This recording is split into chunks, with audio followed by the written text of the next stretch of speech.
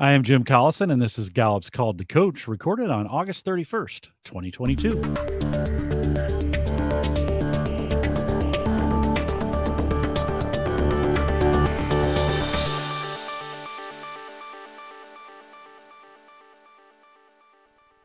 Called to Coach is a resource for those who want to help others discover and use their strengths. We have Gallup experts and independent strengths coaches share tactics, insights, and strategies to help coaches maximize the talent of individuals, teams, and organizations around the world.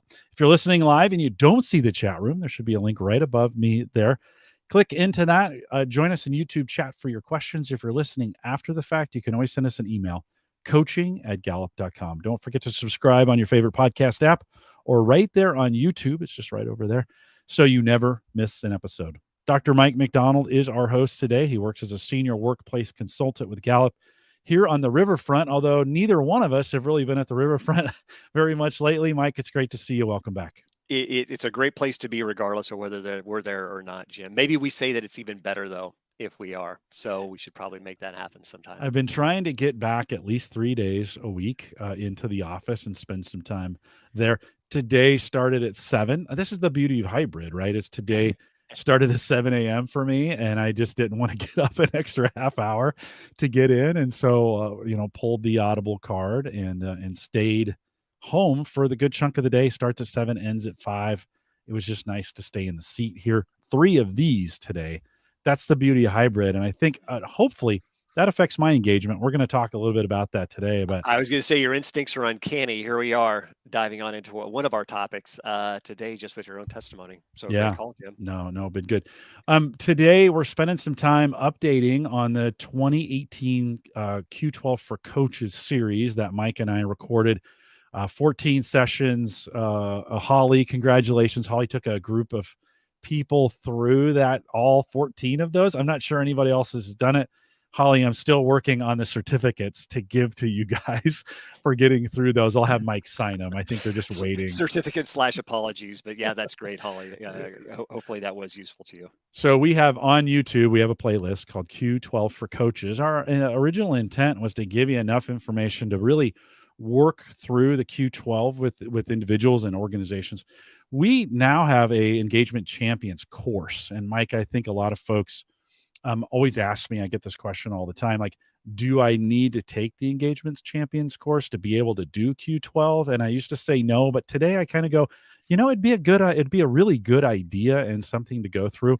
From what you know on that, what would they expect? What would somebody expect if they were thinking of using this and they joined us for that course? Yeah, it's a great, well, hey, friends, great to have you. I'm just going to lead with bias. I think for those of you who know me, I'm just going to put it on the table. I personally get inside that course as with as much value as I can because it's so extended.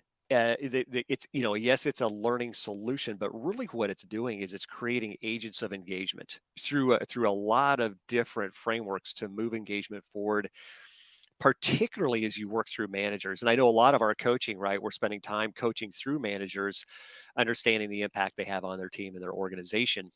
And Engagement Champions really helps equip you, me, to be effective in coaching engagement through managers, consulting engagement through managers, and also supplying them with the credibility through our coaching and our consulting with the credibility they need to continue to lead their teams, specifically just for the framework of engagement.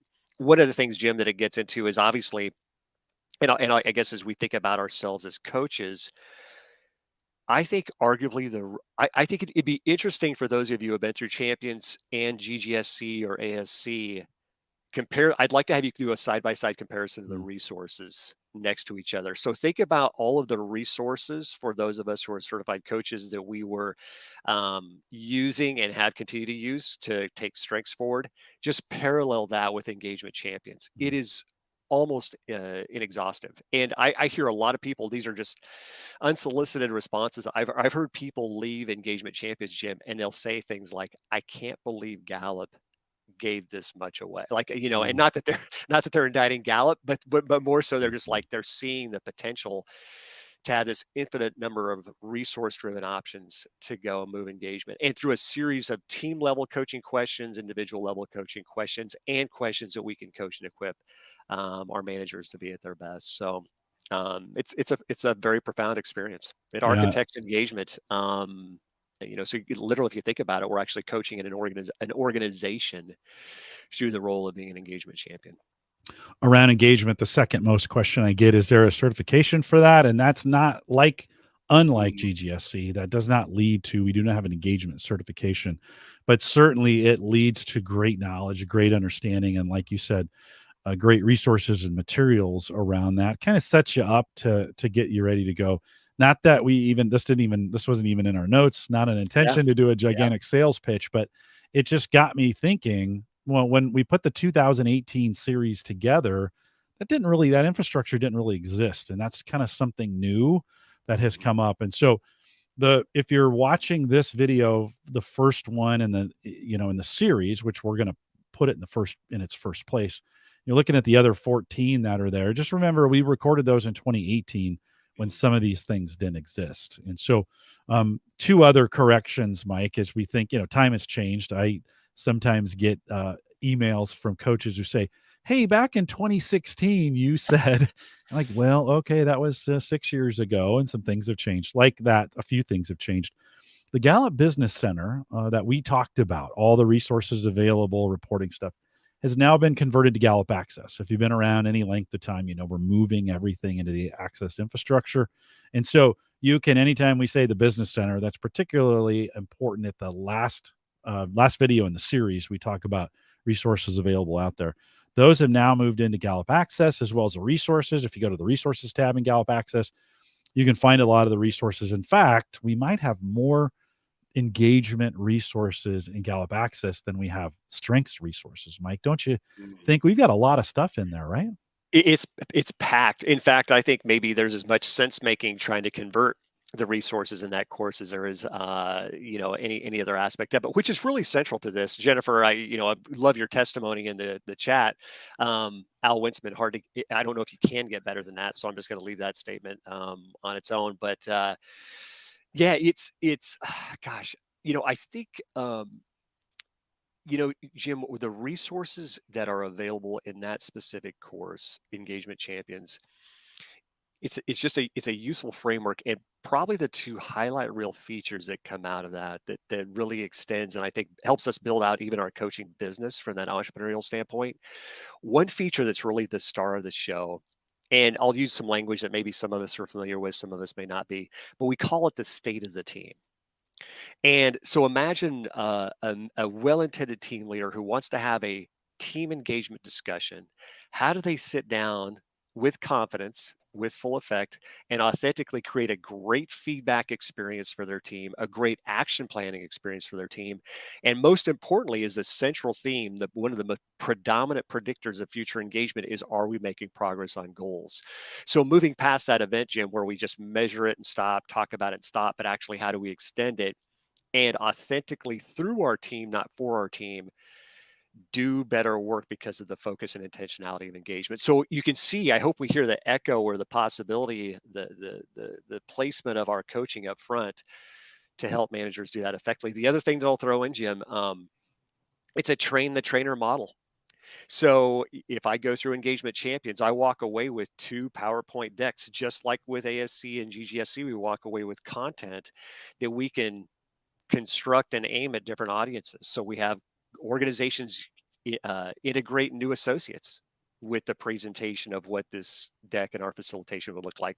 We influence managers as we help them come up to speed to how do they drive engagement for their team. So when I think about this audience being right at the center of being able to facilitate those types of conversations, literally leading half-day workshops or 45 to 50-minute webinars, I love the scalability and choices that we have about how we place ourselves to add value to so many organizations. No, that's great, and I think it's always good to hear. I mean, we just released on Gallup Access, so this is August 31st, 2022. Some brand new reporting for some. We have updated the color schema there to match across the board, especially for those who have visual impairment. That has gone in. And we have some, some different reporting that's available out there as well in Gallup Access. So some great things have changed since 2018, and some great things have stayed the same. They're still the questions are still the same, right? This is why we can kind of create this video, put it on top of the other 14, give you a few caveats going in, and then say, you know what Mike said, not what I said, but what Mike said in 2018, still probably applicable. My stuff might be a little bit questionable, but it's a good opportunity for some continued learning. So if you're watching this as part of the series up front, just remember there are a few things. One last change, we sunsetted the 10 codes that were available. There were 10 free seats available for Q12 in the business center. When we made that jump to Gallup Access, that technology didn't translate. And to get that deployment out faster, we just dropped those 10 free codes that are available in the book. So if you have a copy of that book and the codes are still in there, you can still reach out to our customer assistants for a certain amount of time. That eventually will sunset as well. To use those codes, they'll give you a new code, but you need to reach our customer assistants. Everything being sold now doesn't have those codes in there. So Mike and I are going to refer to that in every single one of the episodes coming forward. And yeah, about once a month, I get somebody says, "Hey, where do I get that book?" And that book has been sunsetted. And so you can still purchase it. A great book and a foundation for engagement. If you're wondering what all this engagement work is and does and what it means, Mike, you got to say that's the very first book you read, right? First Break All the Rules is the right book to read right out of the chute, right? It has been unwavering in, I think, being in the cornerstone, quite frankly. I hear the reference point. It's the seminal book on employee engagement. And I still go back to it. And it's, I guess if I was to help us just understand the value that it brings, it does take us into the deep underpinnings of the 12 items of engagement. But there's some really great, like, I think, storytelling that comes out of it that at least for me, and I would encourage all of you as you think about it, that helps you position engagement through metaphors, examples, and storytelling that I think helps connect your audience in a way where they can receive and actually feel engagement through the description of those items. No, that's great. A great place to get started, and a great place to a great book to have.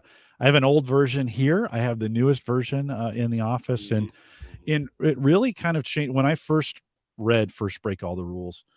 It actually changed the way, and I think I say this in the videos before. It changed the way I parented, and I started thinking, the parenting is managing in a Yeah. lot of ways, and it kind of made me think through all those, like, man, I should start to parent this way, Yeah, I agree, Jim. And especially, and I don't know if it was a case for you, but for those of you familiar with engagement, or as we kind of translate this to an audience that may or may not be as familiar with it, we have these core questions, right? We'll talk about those with more detail. But I think, Jim, where it really helps humans organize their interactions with each other is the framework that we found wraps around those 12 questions.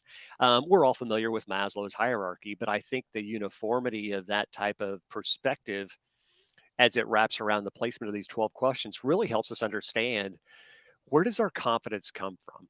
And so whether we're a parent, whether we're a partner, whether we're a coworker, whether a manager, a coach, whatever, we get to really consume the placement of that experience in a way that builds up our progression of confidence. So if we think about, so I'll just kind of talk us through it real quickly, but there's 12 questions. The first two questions are foundational. Expectations and resources. Do I have clarity of the expectations, and do I have the resources to meet those expectations? Not so surprisingly, if they're established, I have a real strong sense of confidence and a desire to make a meaningful contribution, more so as an individual, but I want to be known for my output. I want to be known for my performance. And I want my team to kind of know that if Mike's not here today, they have to work harder. They'll miss his contribution. And then if we move past that, though, that explains the next four questions. So now we have 6 questions accounted for, essentially basic foundational needs for the first 2, individual contribution for the next 4. That level of performance contribution doesn't satisfy us forever. Eventually, we are human beings. We want to be known as a human being. We want to be known as a person, not just for our performance. We want to be part of a team that has an identity, and we commit to each other and we stand for something. And the next 4 questions are really explained by how do I feel as part of a team? And the last two questions really are about this notion of growth. Some points of reference might say that's where we're actualized, but I think it's useful to think about the final two questions at the top of that hierarchy being really representative of a career commitment or a career perspective. I really appreciate my career past tense and where it's brought me, and I am even more excited with expectation about career growth looking forward. And I'm not tempted to go anywhere. I'm going to stay right here, and I'm going to see and continue to see these 12 items work together to the benefit of myself and the contribution I can make to our organization. I think it's been a great framework even since our 2018 recording of this. So, we think that's 4 years ago. I think for me, one of the fundamental understandings, as we think about those first three questions, and in all onboarding and all the work I've done in the community, do I know what's expected of me? Do I have the right materials and equipment? And do I get the opportunity to do what I do best every day? Has become a foundational thought for me every day in what I do, right? Mm-hmm. And every day in who I manage.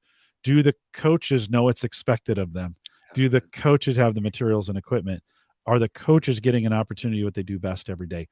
Mike, in the last 6 months, one of the things that I totally missed that has really kicked in is question 4, praise and recognition. And recognition is the fuel that if you get the first 3 right, it's the accelerant that creates engagement, right? And it's one of those things, I think if you're missing recognition, you're missing the point on this, right?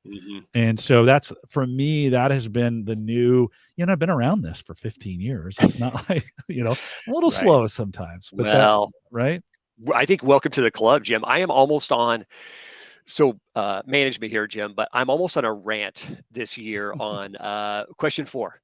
Like it's become my flag waving theme. So if you all would indulge me, here's what I want. I'm going to break this question down. So Jim, hopefully this aligns with our conversation, but the literal language of the question as we ask it and measure it is, in the past 7 days, I've received recognition or praise for doing good work.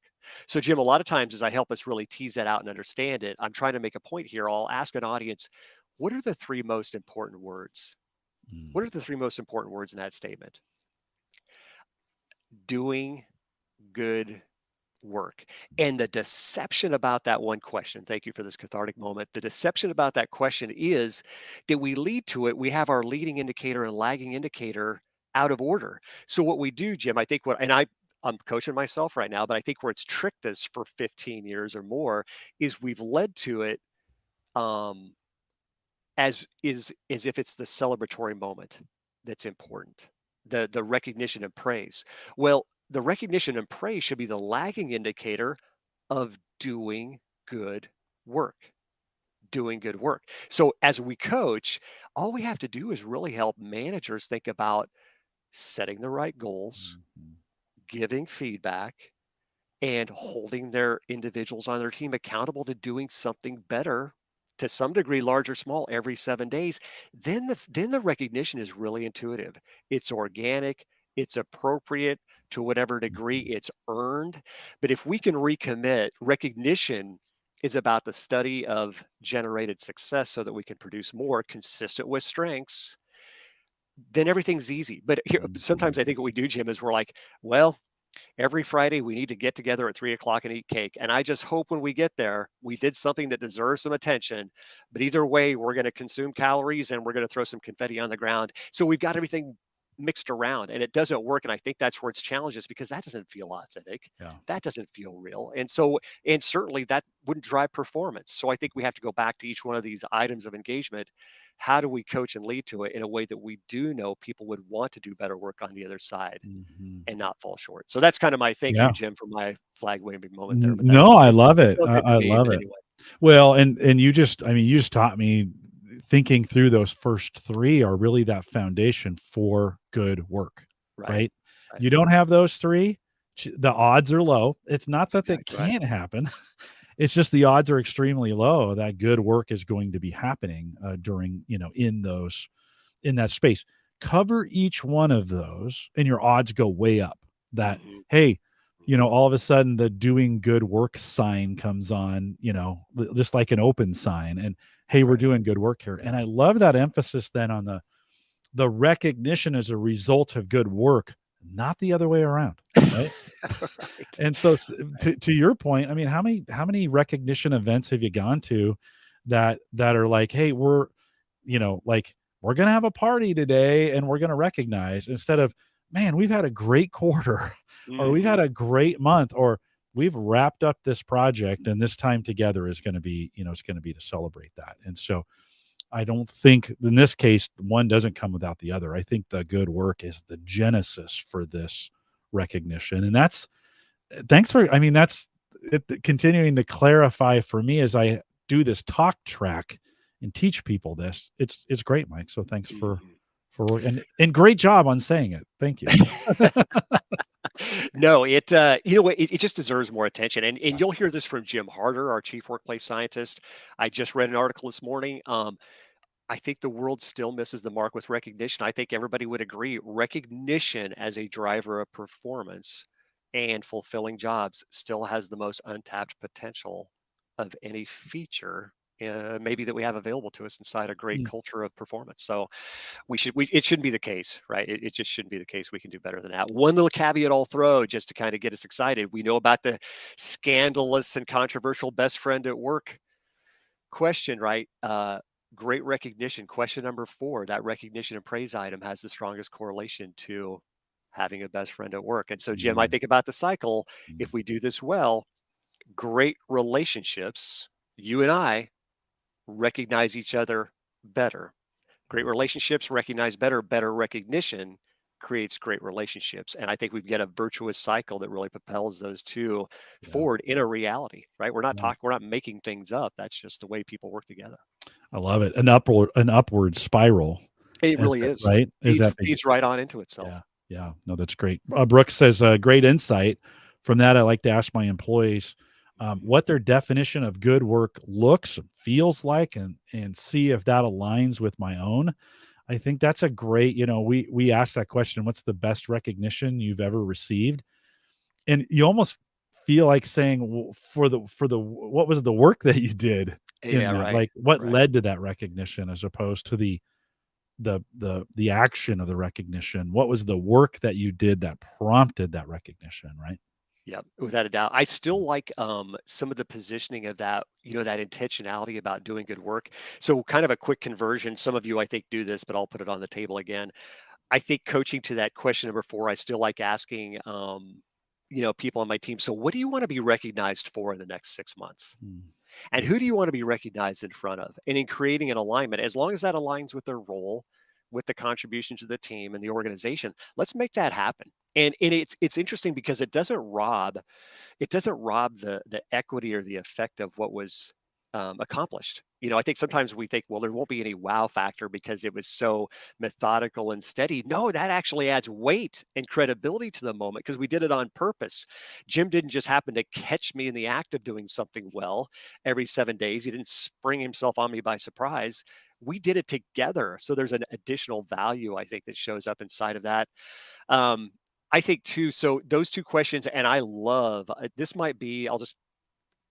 I should probably pace myself in what we might what have I to do drop. another But version of this. yeah, but honestly, I we did a series of best practice interviews with some of our best team leaders inside our client database, and one of them that I interviewed, uh, we're just asking them what do they do that drives such great engagement with their team, and she said that she leads her team primarily by asking one question with her team every single week. So every Friday they get together, it's the same question.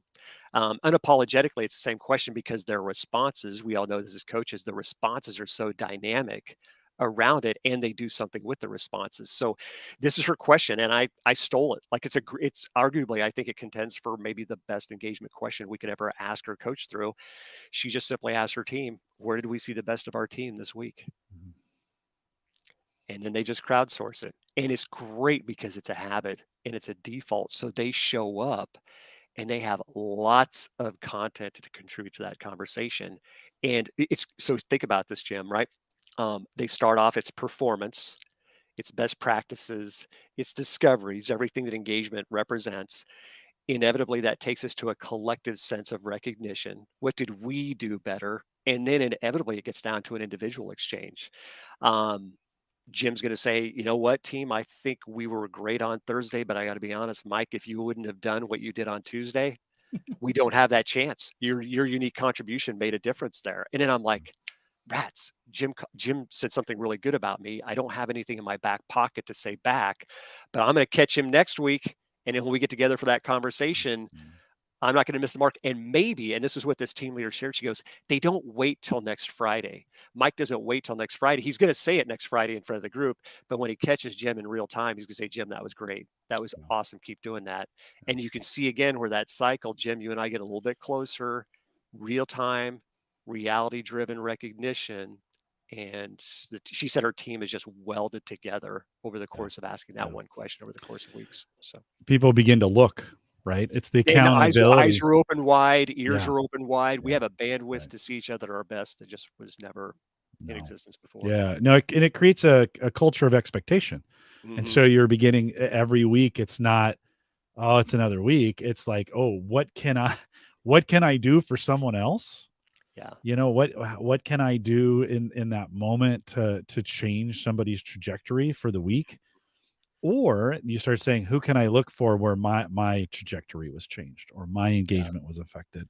And remember that so I can say it on Friday, because that's Right. important too, Exactly right? right. Exactly Yeah. right. Yeah. No, right on. Well, lots of great stuff. You know, what's awesome is over the last 4 years, the questions haven't changed. They're exactly the same 12 questions.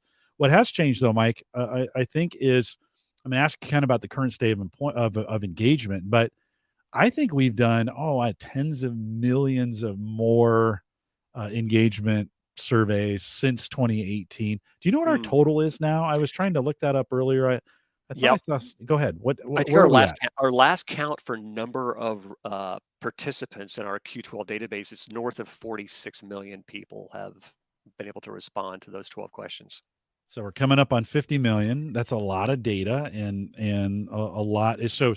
I think as folks are thinking about the reporting that we get in there, and we compare, depending upon the version that you purchase, you get compared to a global database, and I think that's a 3-year rolling average still. Mhm. So the more data that's in there, the better from a comparison standpoint.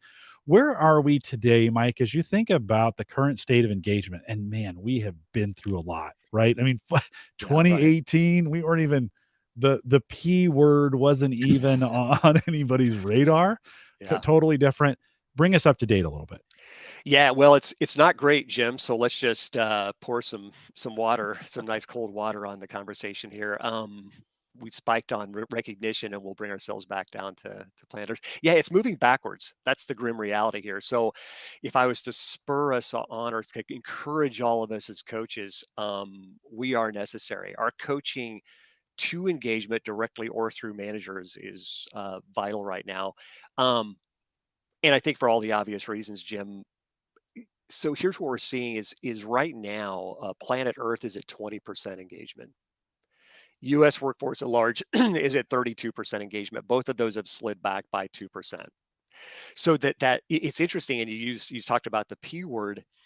I guess what I would position for this crowd and for us to all be thinking about is just um, a couple of data points that hold us accountable.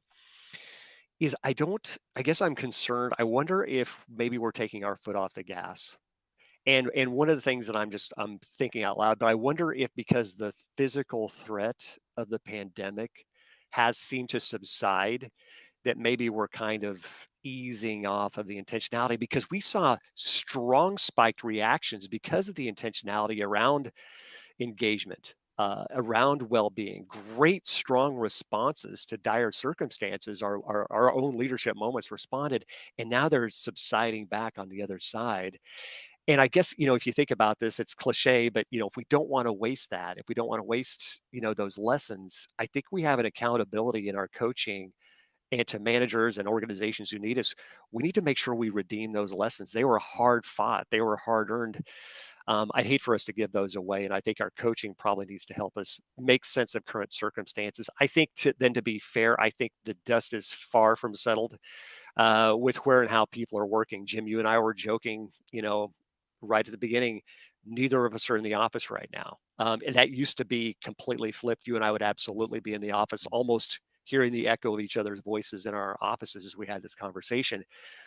And there's some transitional experience. There's some in-group, out-group experience. Why do some people maybe get to be given the choice of remote or hybrid? Why do I have to show? And there's a lot of sensitivity about how fair some of those circumstances feel, and I think that's part of what's pushing back on the engagement story.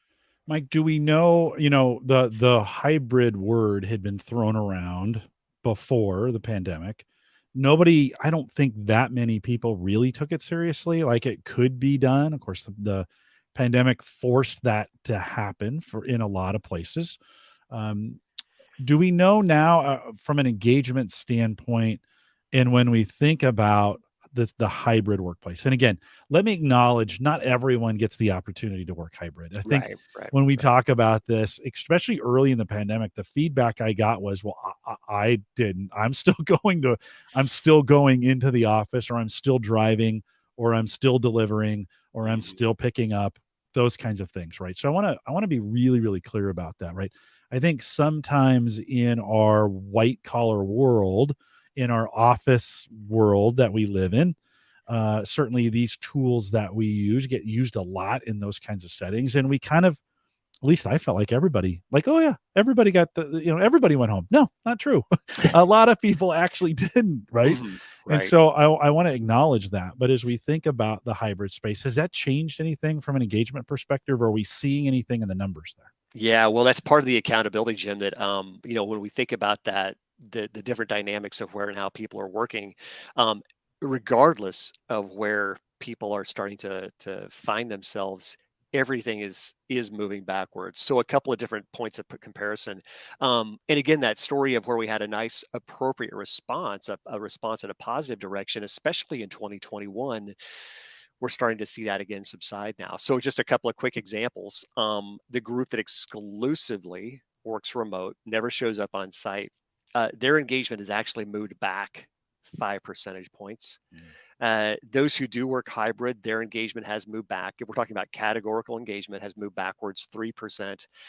And similar to those who only work on site, that group has moved back 3%. And I think a little bit of a story. So beyond the fact that engagement is moving backwards, regardless of wherever, a couple things for us to be mindful of as we have our eyes wide open to what's working for and against those situations. The exclusively remote and the hybrid currently are exactly eyeball to eyeball, 37% categorical engagement. The group that has to and still shows up on site is only at 29% categorical engagement. And I think that's where we're seeing kind of the friction, Jim, show up, is that I think we could accommodate some of the swirl, and because nothing had become normalized or started to become stable to the degree that we could see it. So if I still had to show up on site, there was just enough chaos around me that I don't think I noticed that, hey, Jim's not here every day. Or I seem to notice that Jim is now getting a choice or an option that's not made available to me. And I don't know if I call it in group, out group, but the comparison of that isn't feeling great. And I think it's working against, and I think it's challenging, I think, a lot of managers to translate that explanation effectively. And I'll just make one more point here, Jim. I'd love your reaction. Um, but I think we have to be very graphic, regardless of the circumstances. Like I say this: reality wins. Like Mm. reality wins, and that's fine. But are we coaching and leading effectively within whatever reality is presenting us to absolutely take advantages, to Mhm. seize opportunities?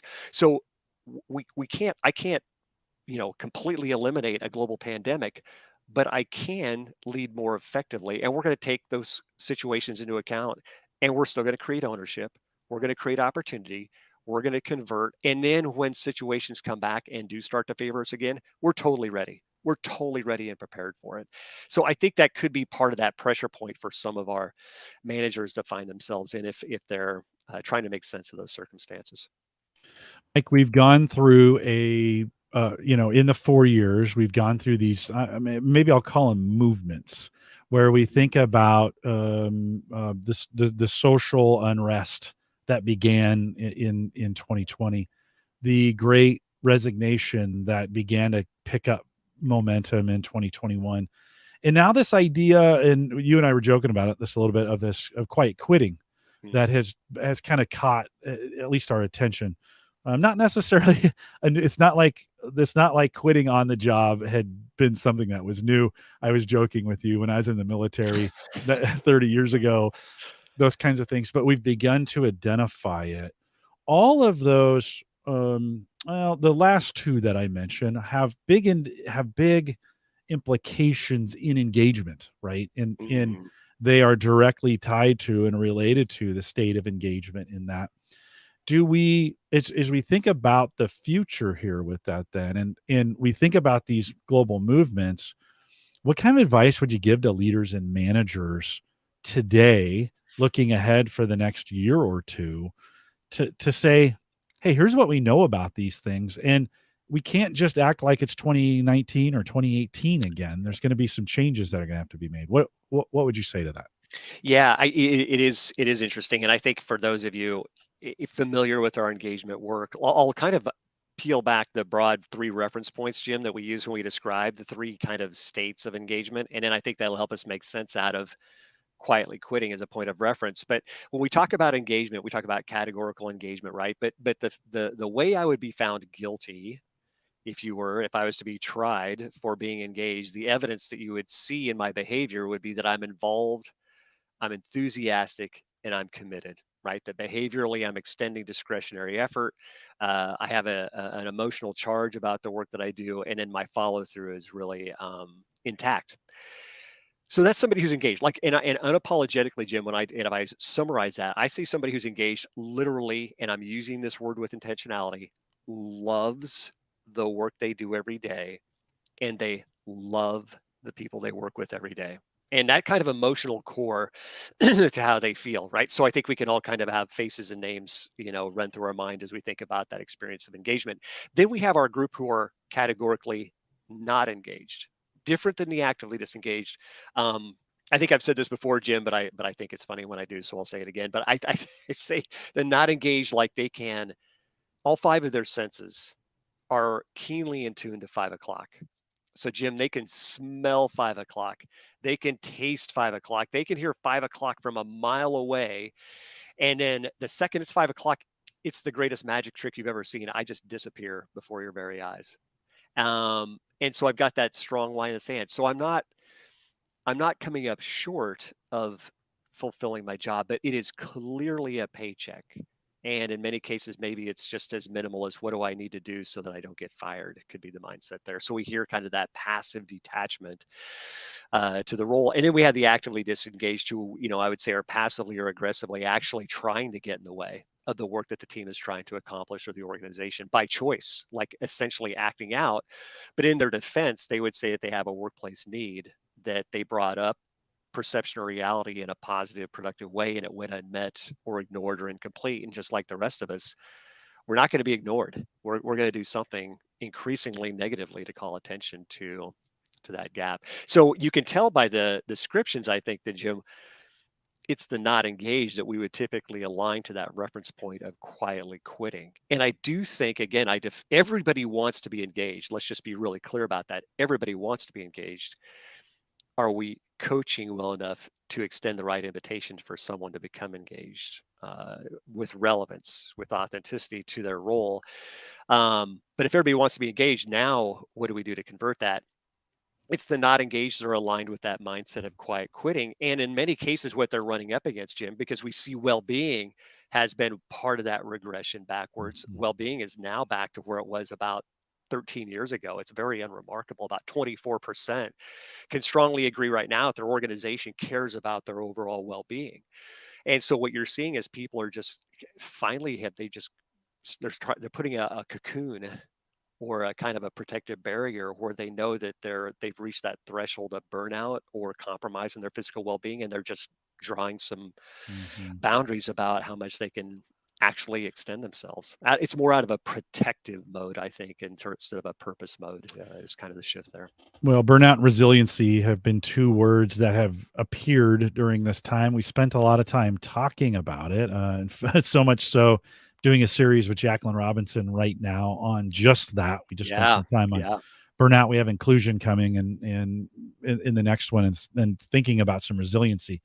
Mm. In that there are challenges that exist, and the the rules changed on us in some ways, Yeah. right? Yeah. The things that had worked before, and I think this is probably why we're seeing some backup in numbers. The magic tricks that had worked before are maybe no longer working in the management space. Mike, as we kind of wrap this in the next few minutes, I want to ask you. You in the notes have 4 things to help team members move past this. And we started with this this idea of quietly quitting, but I want to Yeah. just Yeah. say more disengaged, because that's Not really what. engaged. Yeah. Yeah, Exactly. not Yeah. engaged, Yeah. disengaged, right? Yeah. As we think about that, and I think these are 4 great tips to think about, regardless of where we're at or what year it is. I think these will apply to today as they will 10 years from now. Can you walk us through that structure? Yeah, I'd love to. And let me just put another data point out there just to sharpen the approach here. But we know this, but I want to make sure that we always have data in our back pocket to confirm what we know to be true. But think about the proximity that's created when we coach well. When managers coach well, when we help managers, I call it performance proximity, Jim, but it's like when you ask me questions, meaningful questions that out of performance development as an approach draws me closer to you because of your coaching, your feedback, the accountability you provide me with. There's just a trust factor that shows up. And the data is really explicit here. But employees who strongly agree that they feel supported by their manager are 70% less likely to experience burnout. And that's just, the resiliency of our relationship, Jim, that you're my team leader and I am comfortable with you in every aspect of my world in my life, right? Certainly inside and outside the workplace, but managers have to coach and earn their way into that space and proximity to the people on their team. And I think, Jim, if I was to walk through these, you'll hear a lot of, I think, the usual suspects for what does challenge and has certainly been in evidence of challenging current circumstances. How we can coach our way past what I hope is a fad of quietly quitting into a movement that helps us recapture and start to uh, generate engagement moving in the right direction. But here's 4 questions that I would just nominate for your consideration and certainly like the reaction from the group and anything that you would polish these up with, Jim. But I think if we were to meet the needs of our teams, that the challenges here were unclear expectations are providing a lot of resistance, lack of opportunities to learn and grow, a lot of challenges there, simply not feeling cared about, right? We're losing that emotional relational connection. And then not just relationally with the people we work with, but we're experiencing a disconnect to the purpose of the organization. Why does our organization exist? And are we necessary or vital to help fulfill that purpose? And I think we can address those points of resistance if we coach well. And here's what I would love to have all of you consider. I think these are key questions that managers could ask their team to push back. First one is, how can our team be more clear in our expectations of each other when times are hectic? And I think what we see that functionally, Jim, I don't know if we struggle tremendously to meet the bare requirements of our job or the output we're supposed to be generated. I think there's a lot of challenge for us, Jim, for you and I to still know what are our expectations of each other. Or I know what I'm expected to do.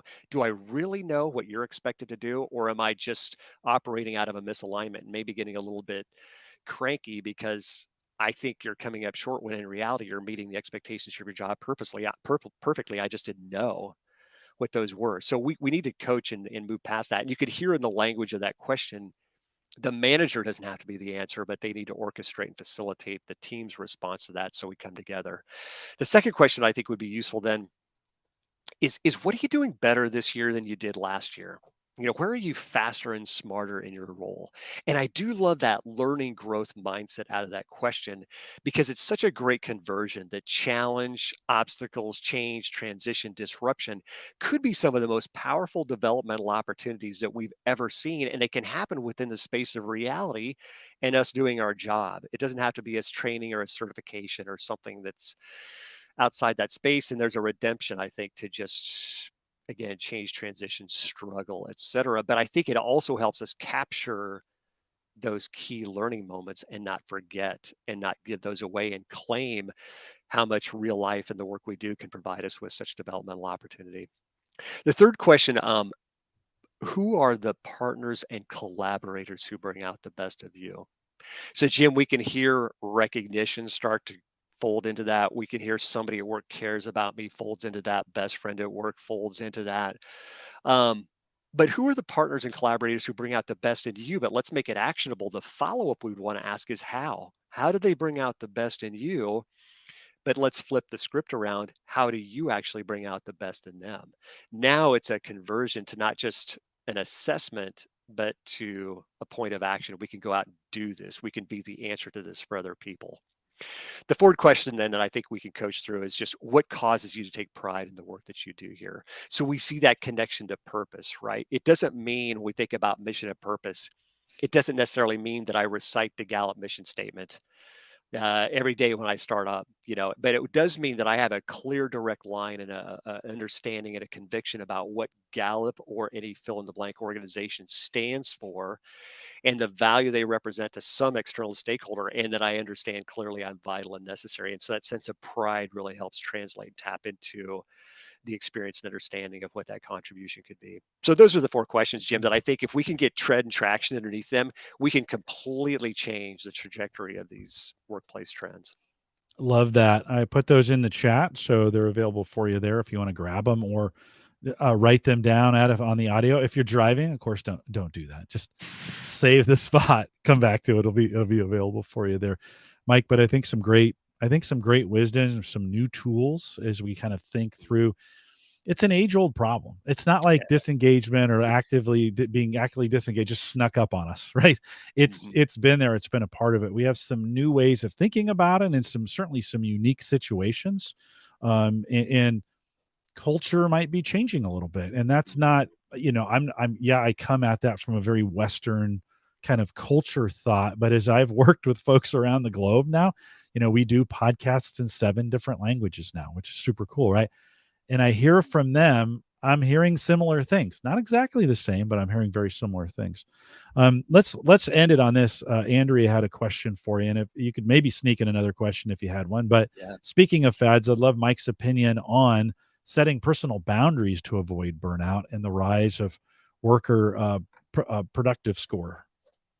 Yeah, it's a great question. I think I'll stay true to our strengths based approach. So I Yeah. think I'm going to use a really lazy sports metaphor, so just indulge me here. But I think it's more. I think what we want to do, and you all do this as coaches.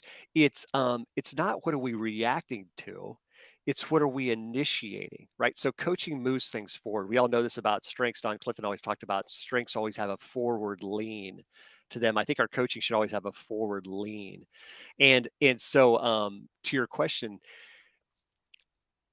let's think about burnout. So there's 3 lessons here that I think we can unpack. So I'll tell a quick story and then we can pull it back from there. Uh, we studied the likelihood for people to experience burnout relative to their engagement, and so the data would say that if I'm actively disengaged, I'm more than 4 times likely to struggle or suffer from burnout than someone who's engaged. If I'm not engaged, if I'm in that quietly quitting kind of mind space, I'm more than twice as likely to struggle or suffer from burnout than somebody who's categorically engaged. Least surprising data points. I think we would all be like, well, that makes perfect sense. Here's where there's a twist at the end of the story that I think is really interesting for all of us that gets inside our coaching. The engaged population works more hours than the actively disengaged, than the not engaged. So I think to the question then, Andrea, I think that was you that asked. Andrea, I think we have to think about how do we consume our workplace? Uh, we are consumers of our workplace, and do we get energy out of the work we do? Because we should, if it's right, or is the day taking a toll on us, right? And so I think there's a couple of questions. It could be at least an entry point into that. And I'm going to go back to maybe the most strengths-based engagement item of them all. Do I have the opportunity to do what I do best every day? It's unbelievable, right, Jim, how much of that question explains around well-being, resiliency, burnout, but that resistance-free approach to where we're at our best, to whatever degree reality gives us the opportunity, if we have that ease, excellence, and enjoyment, we could leave the day with even more energy than we started off with. So I think that in the coaching then, Andrea, if I was to get to the point, is that mindset of studying success, mass producing more of it, and continue to ask people not just where do they find their best contribution to their own role, but where are they starting to see major and best contributions to their team members being able to be better than they were before, and even to an organization or outside the team being better than it was before? And that's where I think we get a congruence of question 3 relative to strengths as a philosophy, relative to that pushback against burnout. So I love that, Mike. It gets me thinking, in season 5 and 6 of Theme Thursday, Micah and I spend a ton of time looking at each of those themes. In the construct, the framework was always going from the me to the we. yeah, right, Right. And it's okay when it's the me, right? That's level 1 of it, right? right. But level 10 is when we make that shift. And how am I using my themes? Hashtag use your themes, Jim, came out of that season, right? How am I using those themes to then push it to the we? How is that influencing and affecting others? How is that improving the life of someone else? How is that improving the production of another team, right? All those things are in place. Listen, we're having this conversation. You and I are having this conversation today because Gallup made a decision to let me do what I do best every day at some Mm-hmm. point. It didn't happen. Nobody made that decision, and it didn't happen in one day. It was this gradual movement towards it, but it's a great representation of what can happen to productivity when someone gets the opportunity, what they do to do best every day. Ironically, coincidentally, whatever word I'm supposed to use there, I've done 3 of these today, Yeah, right? it's This is awesome. my 3rd one. And you'd think, oh, and it's not even 1 o'clock in the central time zone, right? And I'm all pumped up, right? And so I think it's a great example of a lot of people ask me, how'd you do that? And I said, I just kept trying. I Mm, kept trying new things. I kept trying to do what I thought I did best and give that away to somebody else, right? right, Give right, right. right. In this case, give it away to the coaching community. So Yeah, I love that. I love to see making that shift from me to we. When I get to talk to college students, I say, if you want to really be successful, figure this out. Go Mm, from me, what you're used to. You're a college student. You're used to just thinking about you. Change that to from me to we, and we're all included in this. And I think that has a exponential change in and a direct impact on engagement. That's what I hear you saying. Would you agree? well, yeah, I would, and that's such a paradigm shift. So, Jim, one of my favorites. So, I just plagiarized you like it was my job. And one of the things that you said, and it's stuck with me throughout, is how do we give our strengths away? So, Mm, as leaders, as key influencers, and you all as coaches know this, um, that we can't. I can't. I have ideation as my number one strength. I can't directly make my team have that strength as a transfer, but I can absolutely, if I give that strength as a commodity, as an effect, I can cause my team to be more ambiguity tolerant, more creative, think outside the box. So the effective ideation can absolutely be something that I give away. And Jim, I think that's exactly right with engagement. And I think there's been a real effective shift here. But as you all think about coaching to those 12 drivers of engagement, those questions we ask, is to create the mindset conversion. Don't sit back and wait for somebody to be your best friend at work. Don't sit back mm, and wait to receive recognition in the past week. Be the answer to that question for somebody else. Now we're active. Now we're an agent of engagement. Now you've coached and put me in a span of influence to affect the culture of the team that I want to be part of. And so, to your point, Jim, now it's not a me, it is a plural we, and that's really where engagement happens. It's not about our consumption, it's about our creation of that workplace experience for somebody else. mm. And not so surprisingly, remarkable how it turns out that if I'm a best friend to somebody else, I get a lot of best friends in return. If I do a great job of acknowledging with detail the performance contribution of somebody else, remarkably, I get a lot of recognition back in return. So that reciprocity really does feed itself back. But we have to start off getting outside of ourselves, I think, to be effective. Well, you can drop the mic on that, literally drop the mic on that one. And I think with that, we'll end it. We want to thank you for coming out today. Mike, thanks for you. You are next to impossible to get time with, but I always appreciate when I do get it. I always appreciate it. So thanks for coming out and Likewise. being a Loved it. part of it here. Hang Loved it. tight for me 1 second. Just a couple reminders. We mentioned this earlier. Take advantage of all the resources we have available, especially around engagement. They're in Gallup Access. Head out to gallup.com/CliftonStrengths. You can log in there, all your strengths material. Go to the menu, upper left, drop that down. You might be surprised what's there if you haven't checked it out in a while. For coaching, master coaching, you want to become a Gallup certified strengths coach, or you have questions about that engagement champions course we talked about in the very beginning, send us an email, coaching@gallup.com. We'll get somebody right back to you to talk to you about it. Stay up to date on all the webcasts that we're doing. We got a ton of really good ones coming up this, fall in the Northern Hemisphere, fall and winter, that are coming up, Q3 and Q4 for those of you down south, or I don't know how that works. Those are available at gallup.eventbrite.com. Jacqueline and I will be recording a brand new season 2 of the Clifton Strengths podcast coming up in November. So get out there, follow us there so you get notifications of when we're doing those. And of course, you can join us on Facebook. Just go to facebook.com/groups/called-to-coach, or on LinkedIn, search Clifton Strengths. Thanks for coming out today. Always great to be a part of this and a part of the community with you. Thanks for listening. And with that, we'll say goodbye, everybody.